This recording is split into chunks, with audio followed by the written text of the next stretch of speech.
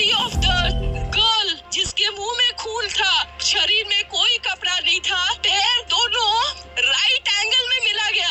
एक पाँव बेड के इस तरफ, एक पाँव बेड के इस तरफ मिला गया। चश्मे को कूटा गया जिसकी वजह से आंखों से खून निकल गया। ला दबाकर मारा गया। भारत के कोलकाता शहर में 9 अगस्त 2024 की सुबह एक ऐसी खबर सामने आती है जो पूरे देश को हिलाकर रख देती है।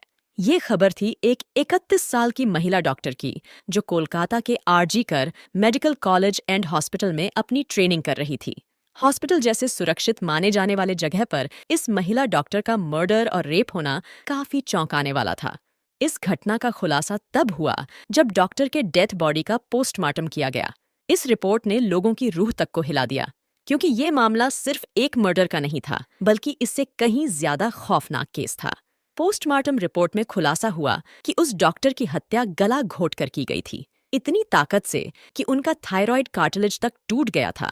इस हत्या के पहले डॉक्टर ने अपनी जान बचाने के लिए कोशिश किया था।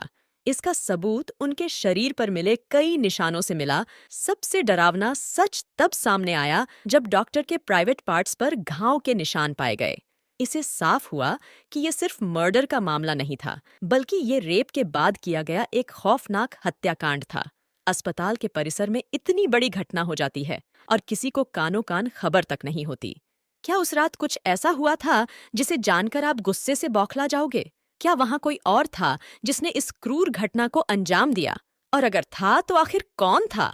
इन्हीं सवालों के जवाब खोजते हुए हम आज की इस वीडियो में आपको बताएंगे कि आखिर क्या हुआ था उस रात। इस मेडिकल कॉलेज के शान माने जाने वाले परिसर में जब आपको सच का पता चलेगा तो यकीन मानिए आपके भी रोंगटे खड़े हो जाएंगे। वीडियो शुरू करने से पहले मैं आपको बता दूं कि मैं यहाँ पर उस फीमेल डॉक्टर को श्रुति नाम से रेफर करने वाली हूँ, जबकि ये उनका रियल नाम नहीं है, इसलिए कंफ्यूज मत होना।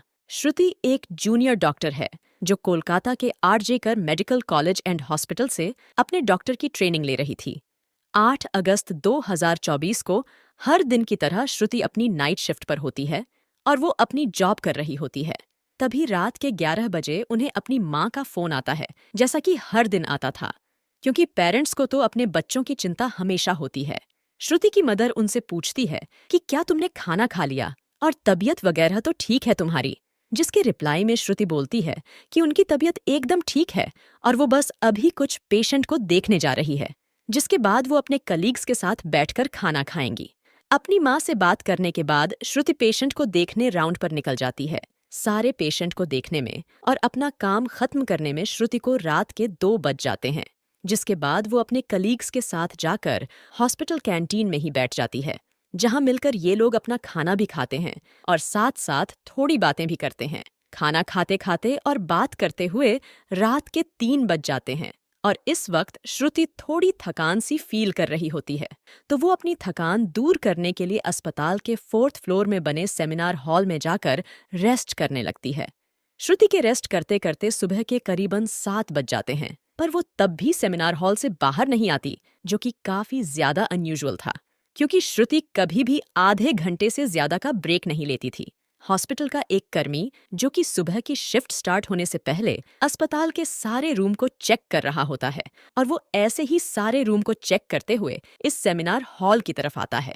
जैसे ही वो सेमिनार हॉल के बाहर आकर उसका गेट खोलता है, तभी उसकी आंखों के सामने होता है एक भयानक नजारा, जिसे देखकर वो बहुत जोर से चीख पड़ता है। इस कर्मी की चीख सुनकर आसपास के लोग वहां जमा होने लगते हैं और देखते हैं कि सेमिनार हॉल के अंदर श्रुति की बॉडी बिना कपड़ों के पड़ी हुई है और उसके बॉडी पर कुछ ब्लड के निशान भी थे।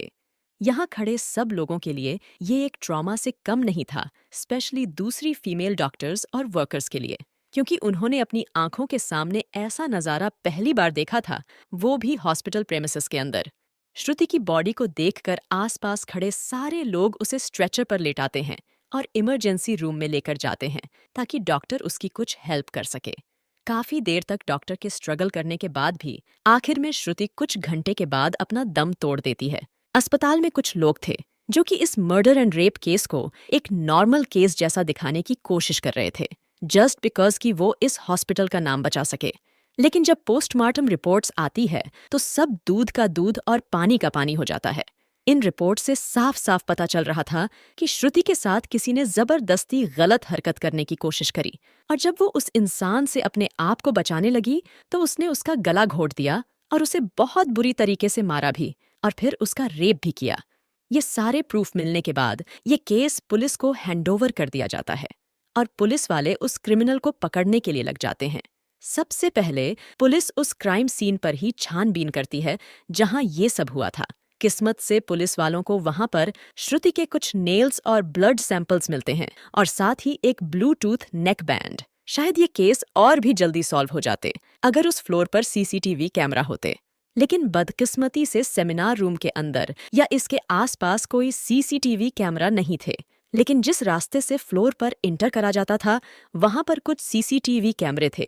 पुलिस वाले इन सीसीटीवी कैमरा में सुबह के 3 से 8 बजे के बीच की रिकॉर्डिंग चेक करते हैं कि इतने टाइम के बीच कितने लोग इस फ्लोर पर आए और गए थे। इन सीसीटीवी फुटेज को चेक करने के बाद ये पता चलता है कि टोटल 6 लोग इस फ्लोर पर आए और गए थे। ये पता लगने के बाद पुलिस वाले एक एक करके इन 6 लोगों को पूछताछ के लिए बुलाते हैं कि वो लोग वहां पर उस टाइम क्या कर रहे थे, और इन लोगों को इस बीच यहाँ कुछ भी अजीब दिखा कि नहीं। इन लोगों से पूछताछ के दौरान पुलिस वाले उनके फोन का ब्लूटूथ भी ऑन करके चेक करते हैं कि जो ब्लूटूथ हेडसेट उन्हें मिला था वो इनमें से किसका था, क्योंकि आपको पता होगा कि एक बार अगर आप किसी ब्लूटूथ डिवाइस से अपना फोन कनेक्ट करते हो तो अगली बार वो उससे आसानी से कनेक्ट हो जाता है।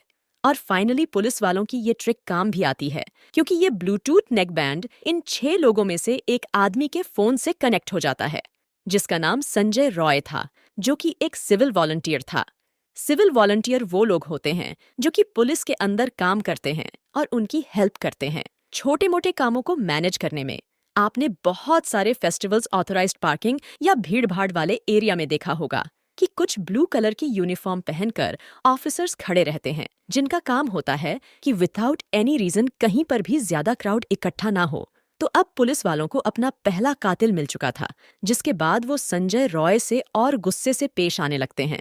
बट संजय रॉय पुलिस वालों की किसी बात का भी जवाब नहीं दे रहा होता, क्योंकि वो काफी ज्यादा नशे की हालत में था।